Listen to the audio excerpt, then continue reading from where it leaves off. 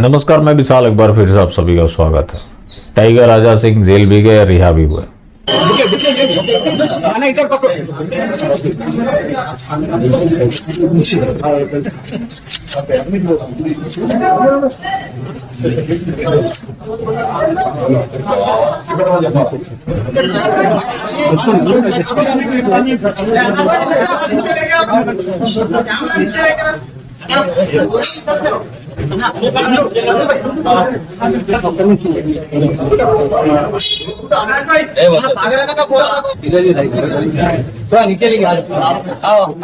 एक फोटो तो बनती अपनी टीम की। चलो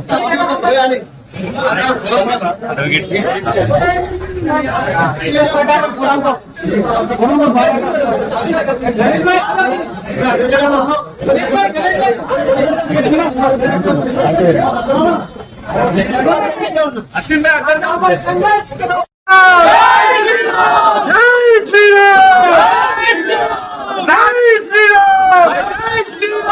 राजा भाई और संघर्ष करो, हम तुम्हारे साथ हैं। राजा भाई संघर्ष करो, हम तुम्हारे साथ हैं। राजा भाई संघर्ष करो, हम तुम्हारे साथ हैं। भारत माता की जय, भारत माता की धर्म की जय हो, धर्म की जय हो, धर्म की जय हो, धर्म की जय हो, भारत माता की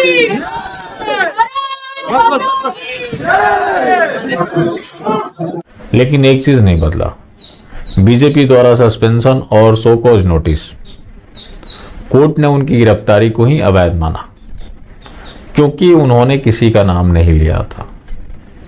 लेकिन बीजेपी, मैं हमेशा से बोलता आ रहा हूं कि अब ये मामला तृप्तिकरण या किसी अन्य चीज का नहीं है, भरोसा जीतने का नहीं है। अब यहां काम सिर्फ और सिर्फ दिन के लिए हो रहा है। लेकिन जो राजा सिंह ने नहीं भी बोला, उसको बीजेपी ने पढ़ लिया।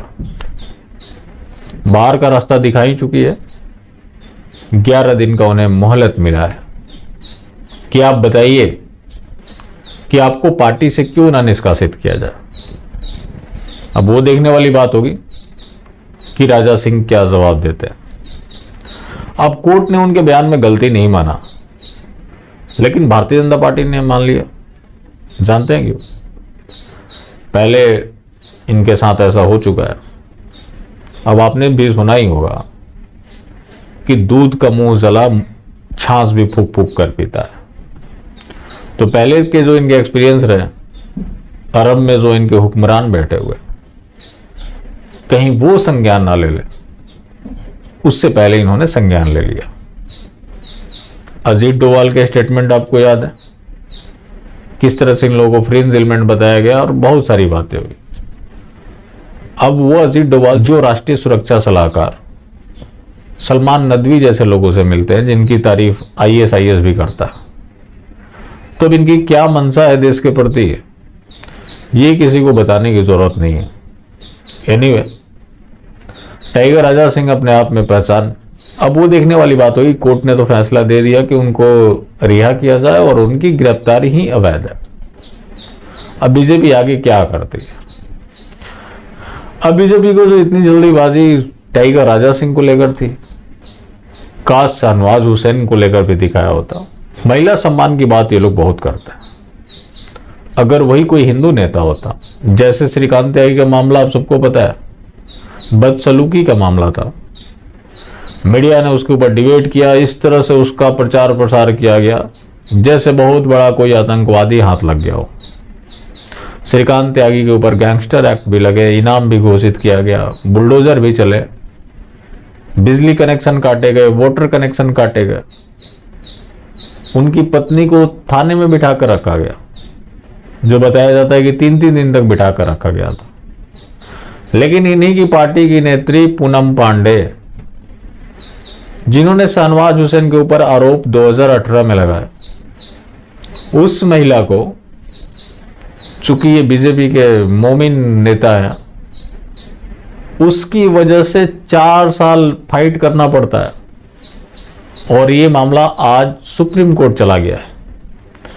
एक व्यक्ति ओहदेदार है, उसके कम्युनिटी को तृप्त करना है, तो इसके लिए किसी को न्याय नहीं मिलेगा। 4 साल एफआईआर दर्ज कराने के लिए बहुत बड़ा टाइम होता है। अप्रैल 2018 छतरपुर का मामला है और रेप जैसे गंभीर चार्जेस हैं। बाकी अन्य मामलों में आप देखें, महिला ने जो आरोप लगा दिया वो काफी हो जाता है, लेकिन इनका नाम शाहनवाज हुसैन है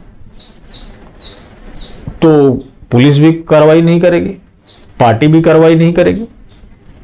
टाइगर राजा सिंह जो अपने धर्म के ऊपर हो रहे हमले को लेकर खिन्न थे, मुनव्वर फारूकी ने भगवान राम और सीता के बारे में क्या नहीं बोला, जिसको वो काउंटर कर रहे थे, किसी का नाम नहीं लिया, लेकिन भारतीय जनता पार्टी ने उन्हें बाहर का रास्ता दिखा दिया। लेकिन सैयद शाहनवाज हुसैन आज भी पार्टी में बने हुए हैं।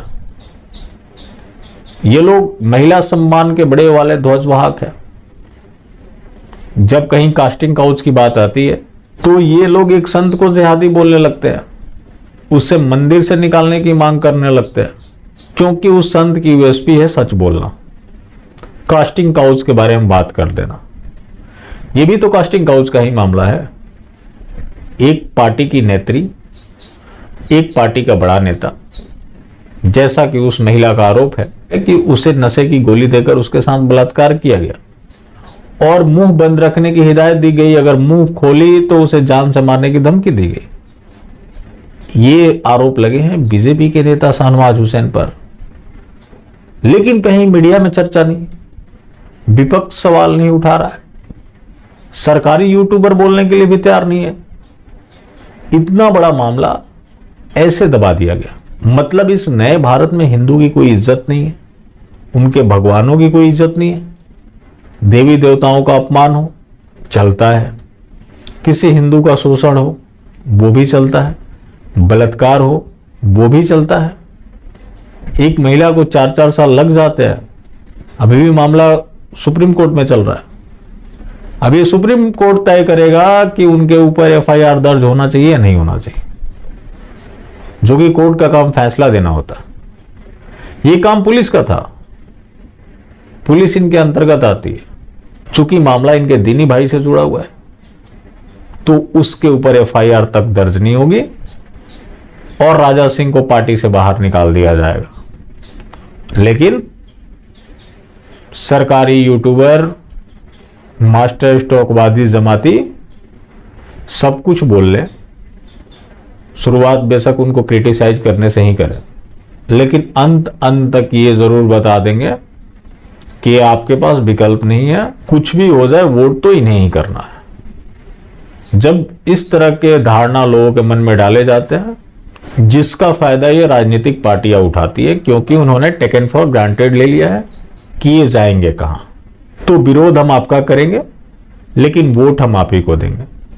तो जिसके ऊपर हमेशा चर्चा होती रही है, जब किसी भी पॉलिटिकल पार्टी को चुनाव हारने का डर खत्म हो जाएगा तो उसके काम जनता के विरुद्ध होंगे, जो कि आप लगातार देख रहे हैं। बाकी जिंदा रहें तो फिर मिलेंगे और मिलते रहेंगे तो जिंदा रहेंगे, मिलना जुलना जारी रखें, लेकिन हाँ, मास्टर स्ट्रोकवादी बिल्कुल भी ना हो।